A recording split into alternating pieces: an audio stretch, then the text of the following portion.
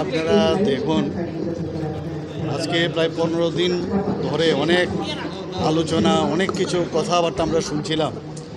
তো পেহেলগাঁওতে যে অমানবিক, যে পাকিস্তান পুষ্ট যারা টেররিস্টরা ছিল, যেভাবে নৃশংসভাবে আমাদের ভারতীয় 25 জনকে হত্যা করেছেন এবং আমাদের যে নেপালের আরেকজনকে, মানে টোটাল 26 জনকে যে নৃশংসভাবে হত্যা করেছেন, আমাদের যশস্বী প্রধানমন্ত্রী নরেন্দ্র মোদীজি বলেছিলেন যে কাউকে ছাড়া হবে না, টেররিস্টকে ধ্বংস না করা পর্যন্ত ততদিন চুপ থাকবে না ভারত। এবং অনেক কথা হচ্ছিল নানাভাবে, কিন্তু আজকে আপনারা দেখতে পেলাম কি গতকাল 1টার পরে যেভাবে আক্রমণ করা হয়েছে এবং কোনো সিভিলিয়ানের, এখন পর্যন্ত যা খবর আছে, কোনো সিভিলিয়ান কিন্তু মানে তাদের কিন্তু ক্যাজুয়ালিটির খবর নেই। পাশাপাশি একদম প্ল্যান করে যেখানে যেখানে টার্গেট করা, যেখানে এই টেররিস্টদের জন্ম, যেখানে ট্রেনিং নেয়, সেখানেই মানে দেখে দেখে সেখানে বাছাই করে তাদেরকে টার্গেট করে সেগুলোকে ধ্বংস করা হয়েছে। কয়েকজনের খবর এসে মারা গেছে, যারা কমান্ডার ইত্যাদি আছে।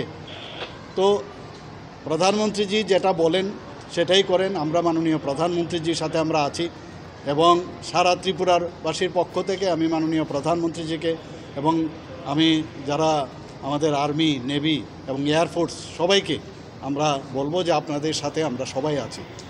স্যার, এই মুহূর্তে ত্রিপুরার জন্য মানে কোনো আলাদা পদক্ষেপ কিছু নেওয়া, বিশেষ করে আমাদের বাংলাদেশ সীমান্ত রয়েছে?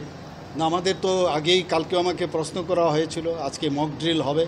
তো আমাদের তরফ থেকে খুব প্ল্যান্ড ওয়েতে আপনারা, আজকেও আমি আসার আগে দেখলাম যে আমাদের এক্সটার্নাল মিনিস্ট্রি থেকে অলরেডি প্রেস কনফারেন্সের মাধ্যমে কি হয়েছে এবং কেন হয়েছে, মানে ভারতবর্ষে কতবার এই টেররিস্টরা আঘাত হেনেছে, তো তাদের মানে উপযুক্ত জবাব দেওয়ার এখন সময়।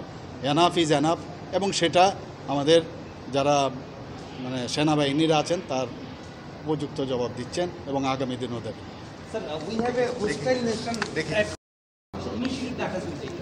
Now, regarding Bangladesh, they haven't said anything so far, but they have already condemned the terrorist attack. So let's see what they say. Even Pakistan also said that we do not agree with the terrorism, but they say something else. You know it. They have been sponsoring. They said they are concerned, but let's see what happened. And our Honorable Prime Minister already said that we will not excuse anyone. Thank you, sir.